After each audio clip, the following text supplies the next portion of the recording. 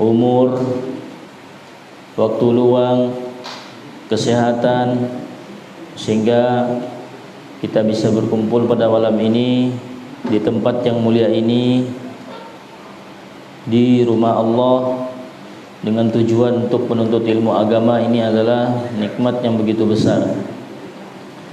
Karena berapa banyak jumlah kaum muslimin yang mereka itu lebih memilih pasar sebagai tempat duduk mereka, lebih memilih jalan-jalan untuk nongkrong-nongkrong dan santai-santai mereka. Dan itu semuanya adalah hidayah dari Allah. Kita diberikan keinginan, semangat untuk berkumpul di rumah Allah ini. Tentunya itu adalah karena hidayah dari Allah Subhanahu wa taala. Makanya sebelum kita keluar dari rumah, kita mengucapkan bismillahi tawakkaltu 'ala Allah la haula wala quwwata illa billah. Dengan nama Allah aku bertawakal kepada Allah, tidak ada daya dan kekuatan kecuali semuanya itu dari Allah. Tatkala kita mendengar seruan azan, muadzin mengatakan hayya 'alas shalah, kita menjawabnya dengan la haula wala quwwata illa billah. Ketika zikir pagi, kita berzikir kepada Allah, ya hayyu ya qayyum bi rahmatika astaghits aslih li sya'ni kullah wa la takilni ila nafsi tarfata ain. Wahai zat yang maha hidup dan zat yang bergantung segala sesuatu kepada dirinya, Al-Qayyum. Aslih li sya'ni kullah, perbaikilah seluruh urusanku, kata Rasul. Wa la takilni ila nafsi, dan jangan serahkan diriku kepada diriku sendiri, tarfata ain, walaupun cuma sekedip mata saja. Jadi semua yang kita lakukan itu murni karunia, hidayah, pertolongan dari Allah. Kalaulah tidak Allah berikan kita kekuatan, kita tidak akan bisa beribadah seperti ini.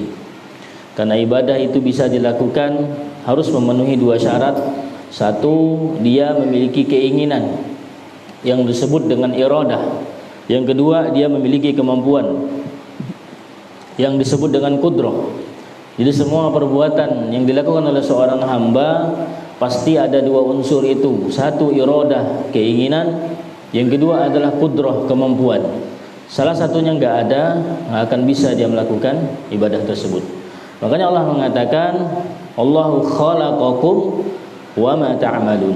Allah yang menciptakan kalian semua, dan semua yang kalian lakukan adalah ciptaan Allah. Walaupun sebenarnya kita yang melakukan perbuatan tersebut, cuman Allah menyatakan perbuatan kita itu Allah yang menciptakan, walaupun kita yang melakukannya. Kenapa? Karena kita bisa melakukan sesuatu. Satu, adanya keinginan, iradah. Yang kedua, adanya kemampuan, qudrah. Salah satunya nggak ada, kita nggak bisa melakukannya.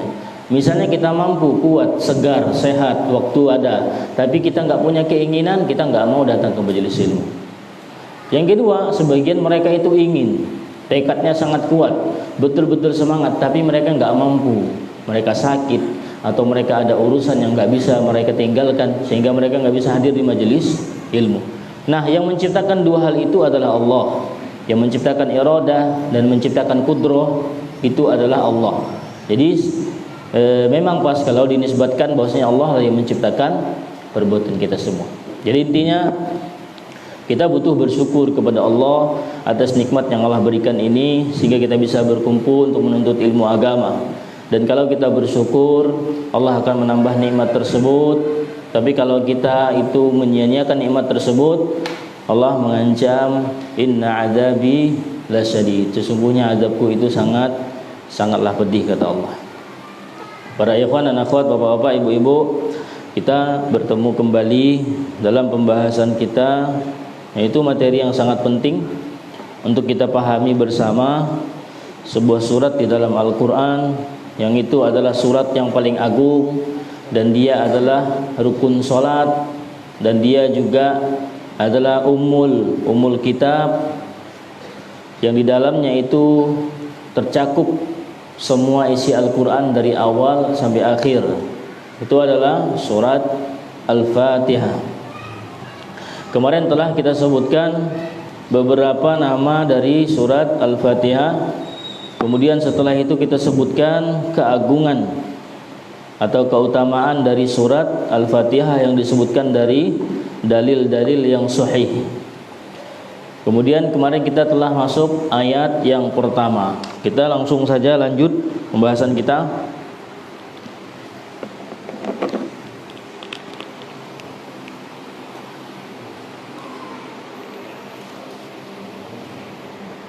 Bagi yang ingin tahu kitab yang kita bahas, ini kitabnya, ini terjemahan. Tuh. Ditulis oleh Muhammad bin Musa Al-Nasr. Nah, beliau ini adalah salah satu murid terbaik dari Syekh Albani. Cuman beliau sudah 3 tahun atau 2 tahun lebih sudah meninggal. Jadi beliau sudah meninggal. Dan beliau ini ahli qiraah. Selain ahli hadis, beliau juga ahli qiraah. Megang sanad 10 atau 7 kalau nggak salah. Ini adalah kitab terjemahan. Jadi kitab aslinya, apa judul kitab aslinya, ada nggak di sini? Nggak disebutkan di sini. Cuma disebutkan judul terjemahannya. Langsung saja. Intinya kemarin kita telah masuk pada ayat yang pertama. Cuma kita sebutkan kemarin masalah Bismillahirrahmanirrahim.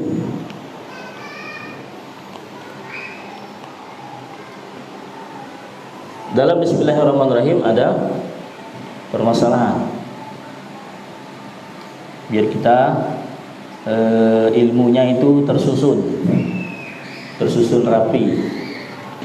Ada yang ingat nggak sebelum kita masuk pembahasan satu persatu Bismillahirrahmanirrahim, kita bahas apa kemarin? Kita bahas Bismillah itu termasuk surat Al-Fatihah atau bukan? Nah, itu berarti poin pertama pembahasan kita.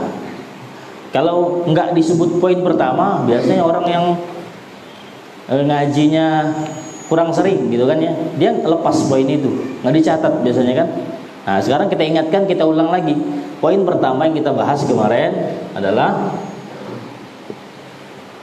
apakah Bismillahirrahmanirrahim termasuk surat dalam Al-Fatihah atau bukan? Nah, itu poinnya kemarin. Apakah ini namanya basmalah atau tasmiyah? Bismillahirrahmanirrahim itu basmalah atau tasmiyah?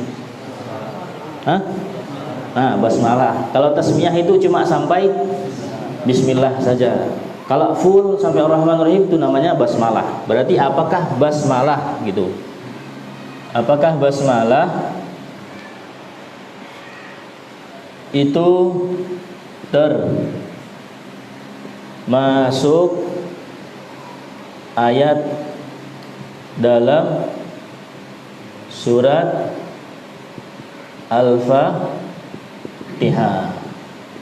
Nah, ini pembahasan kita kemarin. Apa kesimpulannya kemarin? Ada yang ingat nggak?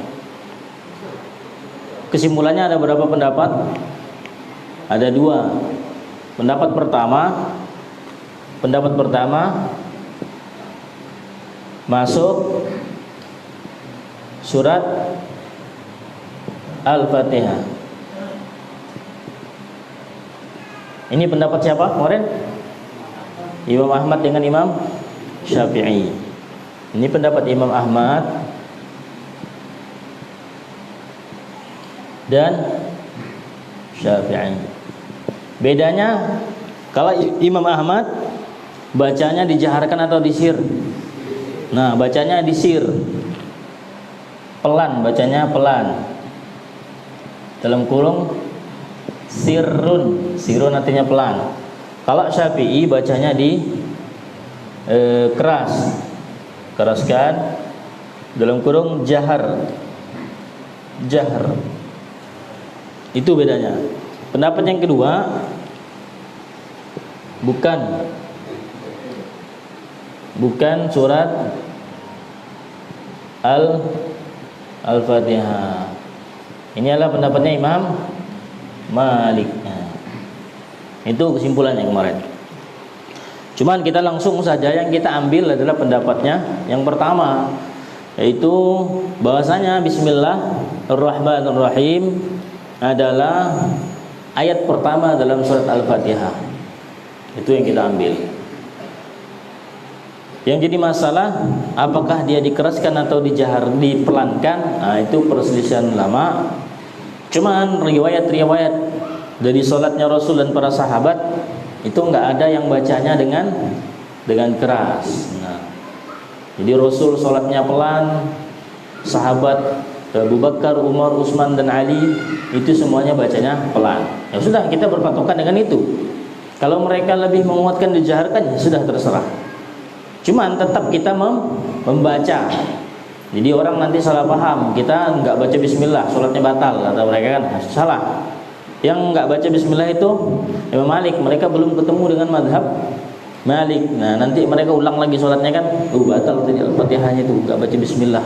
Nah, baru ketemu dengan mazhab Imam Ahmad. Dah bekalut. Nah, itu kesimpulannya. Kemarin masalah yang kedua lagi kita masukkan nih. Ini masalah yang kedua nih. Huruf ba di dalam bismillah. Masalah yang kedua adalah ini huruf ba di dalam bismillah. Banyak poin yang bisa kita ambil dari bismillahirrahmanirrahim ini. Huruf ba dalam bismillah. Huruf ba di dalam bismillah. Huruf ba di dalam bismillah kemarin ada dua fungsi. Satu isti'anah, yaitu memohon pertolongan. Terjemahannya adalah Bismillahirrahmanirrahim, yaitu dengan pertolonganmu ya Allah yang maha pengasih lagi maha penyayang. Jadi kita melakukan sesuatu, mengucapkan bismillah, kita meminta tolong di situ kepada Allah Subhanahu wa taala. Makanya kita itu enggak punya kekuatan, kita enggak punya daya kecuali Allah yang memberikan pertolongan. Sehingga di situ akan hilang rasa ujub kita di situ. Kemudian yang kedua, fungsi dari bismillah ba di situ adalah tabarruk, mencari berkah. Karena Allah itu tabarakalladzi biyadihil mulku, yang maha berkah. Allah itu tabarak, maha berkah. Jadi Allah yang memberikan berkah. Allah berikan kepada rumah Allah berkah masjid. Allah berikan kepada Rasul itu berkah. Allah berikan kepada Al-Quran itu berkah. Jadi ada tempat-tempat tertentu atau orang-orang tertentu atau waktu-waktu tertentu yang Allah berikan berkah. Allah berikan berkah kepada bulan Ramadan. Allah berikan berkah kepada 10 hari bulan Syawal. Allah berikan berkah kepada sepertiga malam terakhir. Allah berikan berkah kepada waktu subuh, ya kan? Rasul berdoa, Allahumma barik li ummati fi bukuriha. Ya Allah, berkahilah umatku di waktu subuh mereka. Jadi orang yang beraktivitas di waktu subuh, dia akan mendapatkan keberkahan. Belajarnya lebih mudah, rezekinya lebih lancar dan halal, kehidupannya akan lebih mudah. Itu adalah berkah dari Allah Subhanahu wa taala. Jadi Allah itu Maha Pemberi berkah. Dengan kita menyebut nama Allah berarti kita ingin berkah di dalam usaha kita. Makanya enggak pas kalau kita minjam duit riba di bank kemudian bismillah. Minjam duit di bank bismillah, ya kan? Pas enggak? Ya ada senaguran lah. Bismillah, ente cari berkah, ente kan? Itu bukan duit berkah, duit laknat. Ya enggak? Berarti enggak nyambung walaupun ucapannya bismillah. Kadang-kadang kan seorang kan dah mulai dah bismillah. Oh ya kan, padahal yang dia lakukan adalah perbuatan haram. Itu pengingat kepada kita, alarm bagi kita. Kita mengucapkan bismillah ini nyari berkah. Perbuatan kita ini sesuai enggak dengan jalan keberkahan atau malah bertentangan dengan keberkahan itu sendiri. Berarti cuma pendek saja kalimatnya bisa kita ambil ibrah, pelajaran dalam kehidupan kita. Kemudian poin yang setelahnya ini kalau ini panjang gitu, kalau dibahas secara detail panjang sekali gitu. Lafaz Allah lagi di sini 3. Berarti lafaz Allah. Apa arti Allah? Hah? Antum sering bilang Allah kan? Apa arti Allah? Allah lah. Nah, ya kan? Cuma apa artinya Allah? Ar-Rahman ada artinya tak? Ada Ar-Rahman artinya kan? Ar-Rahman Maha Pengasih, ya kan? Ar-Rahim Maha Penyayang. Sekarang Allah apa artinya? Ar-Razik apa artinya? Maha Pemberi rizki, ya kan? Tahu gak kita? Tahu. Al-Ghafur Maha Pengampun, Allah. Ya Allah kan juga nama yang pasti dia punya arti. Nah kadang kita kan nggak tahu artinya. Sayang 1000 kali sayang. Lihat, Allah itu punya arti. Dia itu berasal dari kata alaha. Masdarnya, yang tahu bahasa Arab tahu dia masdarnya. Ilahatun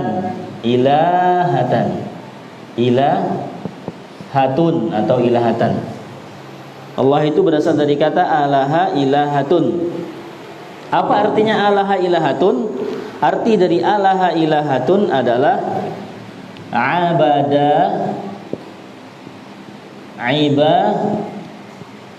ibadatun. Apa artinya sekarang? Ibadatun artinya apa? Ibadah. Allah artinya bukan ibadah tapi ma'budun. Yang tahu bahasa Arab ma'budun apa artinya? Oh Imron dah balik, mana Imron nih? Hah? Apa artinya ma'bud? Yang diibadahi. Jadi kesimpulannya Allah itu berasal dari kata alaha ilaha. Alaha ilaha itu artinya sama dengan ibadah maksudnya ini artinya ma'budun. Jadi Allah artinya adalah ma'budun yang diibadahi,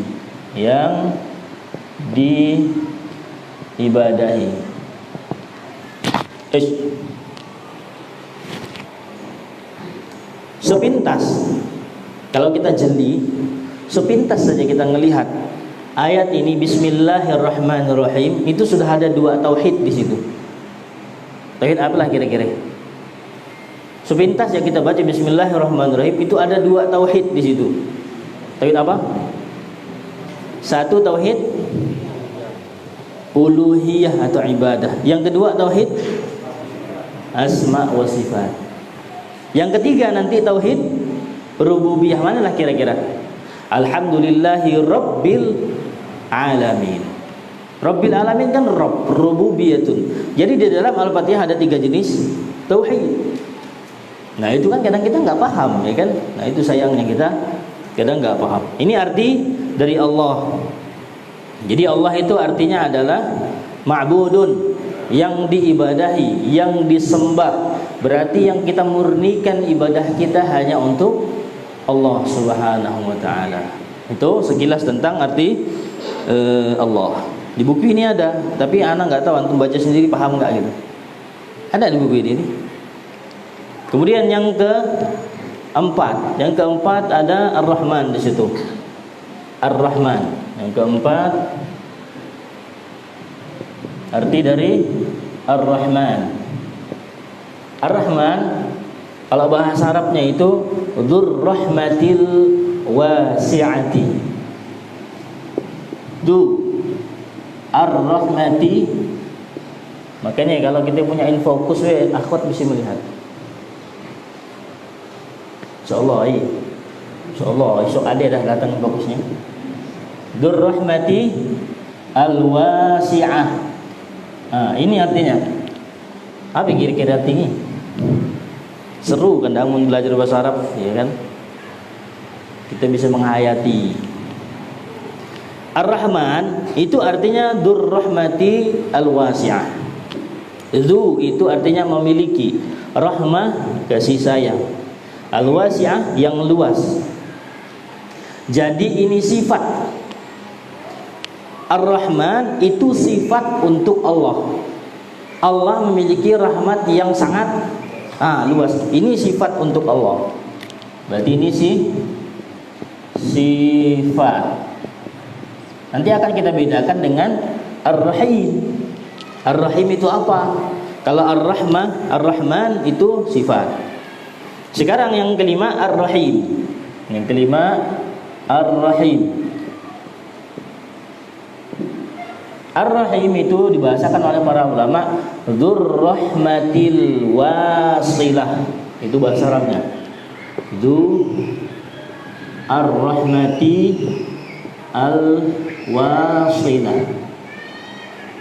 Al-Wasilah. Jahat tulisannya tapi yang penting mesti dibaca ya.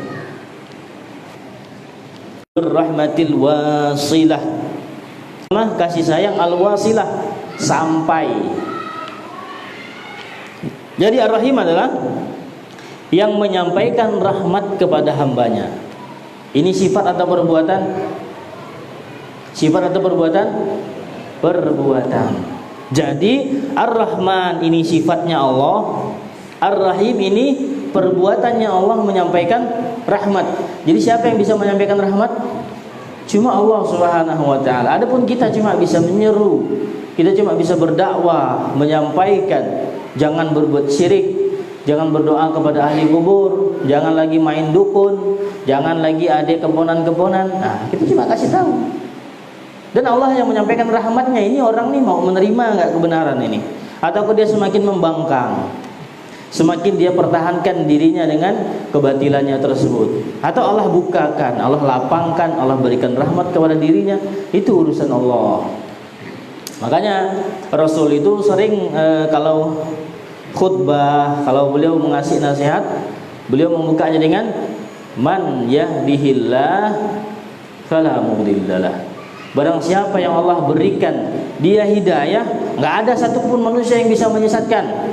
Wa man yudlil fala hadiyalah. Dan siapa yang telah Allah putuskan dia itu tersesat, nggak ada satupun yang bisa memberikan hidayah kepada dirinya.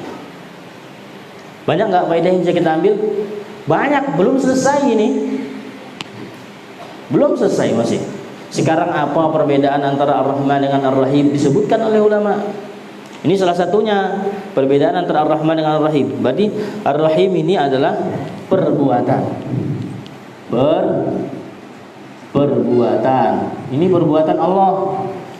Kalau kita runut dari pembahasan akidah, ada pembahasan namanya sifat Allah itu ada dua.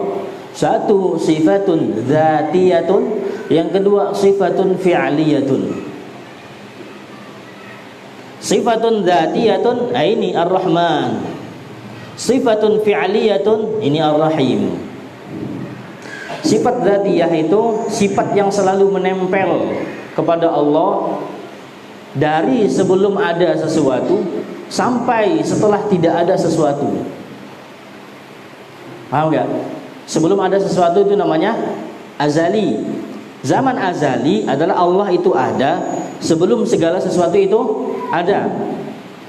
Yang setelah segala sesuatu itu tidak ada itu namanya abadi. Abadi itu setelah segala sesuatu tidak ada dan Allah itu masih ada. Allah itu memiliki sifat itu, berarti itu namanya sifat dzatiyah. Contohnya Allah itu berbicara. Allah berbicara enggak? Allah berbicara dari sebelum ada sesuatu sampai segala sesuatu itu enggak ada. Allah terus bersifat dengan sifat itu. Sama dengan Ar-Rahman, Allah terus memiliki Ar-Rahman sampai segala sesuatu tidak ada dari sebelum sesuatu itu ada. Jadi azaliyun abadiyun itu namanya sifat dzatiyah. Enggak usah banyak-banyak lah, kelamaan ya kan. Intinya itulah pokoknya. Ar-Rahman ini sifat dzatiyah, Ar-Rahim sifat fi'liyah. Sudah berapa poin perbedaannya? Sudah 2 poin kan? Tulis nggak? Atau antum bisa nulis orang? Bisa nulis orang, bisa nulis sendiri. Tulis saja ya.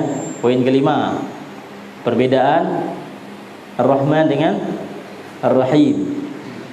Poin kelima, perbedaan Ar-Rahman wa Ar-Rahim. Satu tadi, Ar-Rahman itu sifat. Ar-Rahman sifat. Ar-Rahim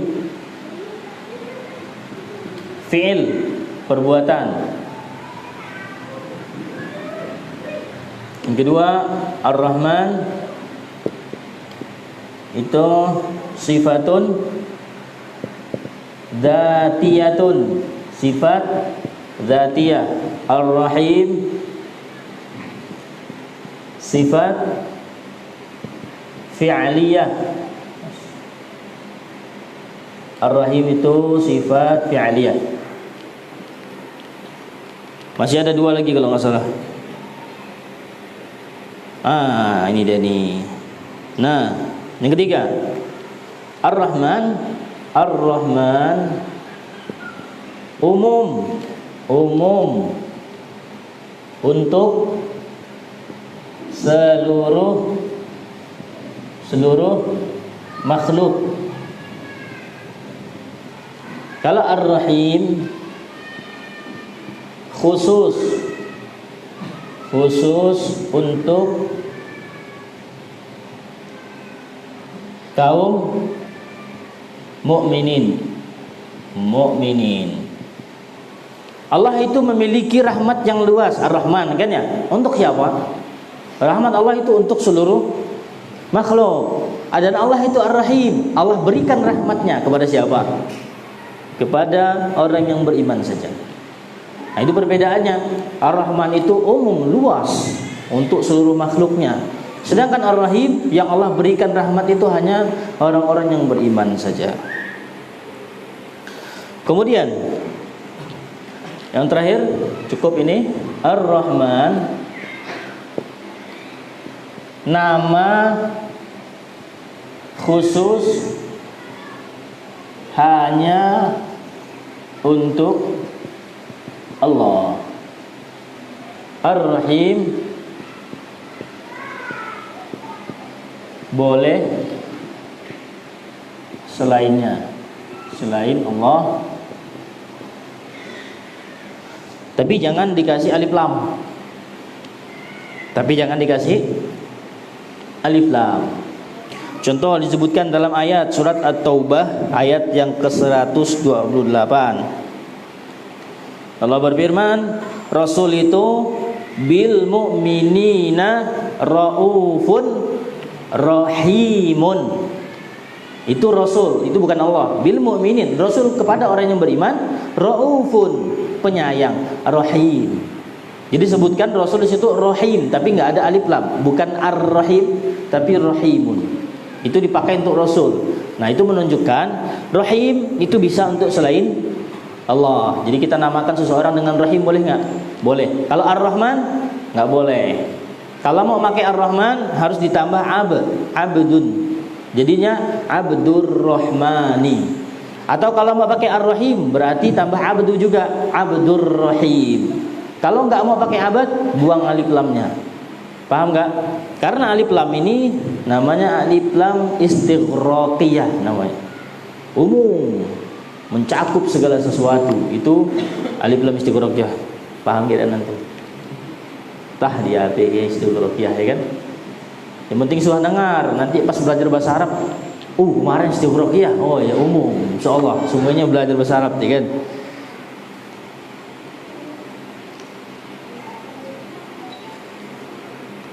Jadi selesai kita membahas satu persatu mufradat kosakata di dalam Bismillahirrahmanirrahim. Papan tulisnya tidak cukup, berarti antum menyatat sekarang. Kita sebutkan sekarang faidah yang nomor berapa? Nomor 6. Faidah nomor 6. Kapan kita disunnahkan membaca basmalah dan kapan disunahkan membaca tasmiyah? Jelas perbedaan basmalah dengan tasmiyah kan? Kalau basmalah itu Bismillahirrahmanirrahim, kalau tasmiyah itu cuma Bismillah saja. Nah, sekarang kita sebutkan, kita gabung saja. Disunahkannya membaca Bismillahirrahmanirrahim atau Bismillah saja. Ini ada 12, ada 13. Ada 13 tempat. Mudah-mudahan waktunya cukup nih. 13 tempat. 1. Ketika berwudu. Ini ketika berwudu bacanya bismillah saja atau bismillahirrahmanirrahim? Bismillah kan? Nah, bismillah saja. Ada sebuah hadis disebutkan la salata liman la wudu'a lahu. Enggak sah salat seseorang kalau dia tidak berwudu. Wala wudu'a liman lam yadhkur ismallahi alaihi. Dan tidak sah wudu seseorang kalau dia tidak membaca bismillah. Ini hadis disebutkan oleh Abu Daud dan Ibnu Majah. Cuman ada hadis lain yang menunjukkan bahwasanya bismillah di saat wudu itu nggak wajib. Memang masalah bismillah di saat wudu itu diperselisihkan oleh para ulama. Ini biasa. Jadi masalah fikih itu biasa diperselisihkan. Sebagian ulama mengatakan bismillah itu hukumnya wajib. Jadi kalau kita nggak baca bismillah kita batal. Cuman kalau lupa nggak masalah. Itu pendapat pertama. Pendapat yang kedua, bismillah itu wajib. Kalau lupa bagaimana? Tetap batal. Wah, seram kan? Pendapat yang ketiga, bismillah itu sunnah. Dan ini yang kuat. Jadi yang kuat itu bismillah itu hukumnya sunnah. Kalau lupa lebih-lebih lagi ya kan. Kalau kita baca hukumnya sunnah apalagi kita lupa. Itu ada tiga pendapat di kalangan ulama. Pertama wajib. Kalau lupa nggak masalah. Yang kedua wajib, lupa bagaimana? Lupa tetap batal. Ulangi lagi wudunya. Pendapat yang ketiga, bismillah itu hukumnya sunnah. Itu tempat pertama kita disunnahkan membaca bismillah. Yang kedua, di saat menyembelih. Nah, di saat menyembelih ini hukumnya apa? Sunnah atau sunnah muakkad? Boleh berarti tidak baca bismillah? Kontrol makan bangkai ya kan? Wajib jadi hukumnya. Bismillah di saat menyembelih itu wajib. Kalau enggak baca bismillah dia jadi bangkai. Disebutkan oleh Allah Subhanahu wa taala dalam surat Al-An'am ayat 121, "Wala ta'kulu mimma lam yudkarismullahi alaihi." Dan janganlah kalian makan sembelihan-sembelihan lam yudkar yang tidak disebut di situ ismullah, nama Allah. Jadi dia itu tidak sah sembelihannya kalau enggak menyebutkan bismillah. Nah, kemudian tempat yang ketiga yaitu ketika berburu. Ketika berburu, misalnya kita punya anjing, boleh enggak anjing pakai berburu? Misalnya kita dapat anjing di jalan, iya kan? Kita panggil biasanya dan kedengaran, ya kan? Kita bawa biasanya diminta lari seorang. Kemudian kita suruh berburu, boleh enggak? Kita lempar kayu kan, enggak juga dikejarnya kan? Boleh enggak berburu dengan anjing? Enggak boleh. Anjing yang boleh dipakai berburu adalah anjing yang terlatih. Apa maksud terlatih? Kita lempar kayu, dikejar. Kita panggil, dia datang. Kita suruh berhenti, dia berhenti. Itu betul-betul nurut. Itu namanya anjing yang sudah terlatih, itu baru boleh dipakai berburu. Kalau enggak terlatih enggak boleh, sembelihannya haram. Jelas ya? Yang terlatih itu namanya sudah pendidikan. Berarti dia alim, berilmu ya kan? Nah, sembelihan anjing yang berilmu dengan tidak itu saja berbeda, apalagi orang yang beriman yang berilmu dengan tidak. Jelas perbedaannya. Itu berarti keutamaan ilmu. Allah berikan anjing itu keutamaan karena dia memiliki ilmu. Nah, itu contoh tadi. Kalau kita berburu dengan anjing yang terlatih, salah. Anjing kelak permasalahan memelihara anjing apa hukumnya ya kan?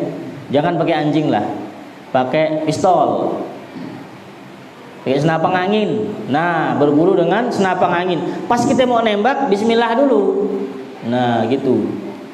Menembak kijangnya kan, bismillah, nembak terus kena. Udah sah dia kan kalau mati. Jadi mengucapkan bismillah pas kita mau berburu itu hukumnya sunnah atau fardu sunnah muakkad atau fardu kifayah? Wajib. Nah, kalau nggak baca bismillah jadi bangkai juga dia nanti. Jadi penting bismillah itu kan. Lihat bagaimana barokahnya nama Allah. Coba nama kita. Kadang muntah orang dengar kan? Iya. Nama Allah itu disebutkan sebagai apa sih? Kalau bahasa kerennya pengesahan, apa bahasa kerennya itu? Antum lah yang tahu kan. Kalau namanya gitu, dahan laku ya kan? Laku. Kecuali lah kita presiden, sebutkan namaku sekali. Langsung lolos. Kalau Allah ini sebagai pengesahan sembelihan kita, pengesahan berburunya kita. Berarti nama Allah itu berbarokah. Berarti kan Allah berfirman dalam surat Al-Maidah ayat yang keempat, fakulu mimma amsakna alaikum wadhkurusmallahi alaih. Maka makanlah apa yang ditangkapnya untukmu. Perhatikan, tatkala dia melempar binatang untuk berburu, dia itu menahan buruan untukmu. Berarti nggak dia makan. Ketika dia nerekam, dapat nggak dimakan sama hewan tersebut, itu namanya dia sudah terlatih. Kemudian wadhkuru ismallahi alaihi, sebutlah bismillah tatkala kalian melepas binatang buruan tersebut, atau tatkala melepas tembakan senapan angin atau dengan panah dan yang semisalnya. Nah, udah habis kan? Udah lah, cukup lah berarti. Baru tinggi kan, masih sisa 10, belum selesai bismillah kan. Masya Allah, barokah. Jadi selama ini kita nggak tahu apa isi dari surat Al-Fatihah, sayang. Nah sekarang kita tahu intinya. Al-Fatihah adalah rangkuman seluruh isi Al-Quran dari awal sampai akhir. Yang insya Allah nanti kita akan buktikan, kita keluarkan mutiara-mutiara di dalam surat Al-Fatihah ini. Mohon maaf mungkin di tengah-tengah penjelasan dari kata-kata yang salah dan khilaf. Alhamdulillah, kita tutup dengan kafaratul majlis. Subhanakallahumma bihamdika asyhadu an la ilaha illa anta astaghfiruka wa atubu ilaik. Assalamualaikum warahmatullahi wabarakatuh.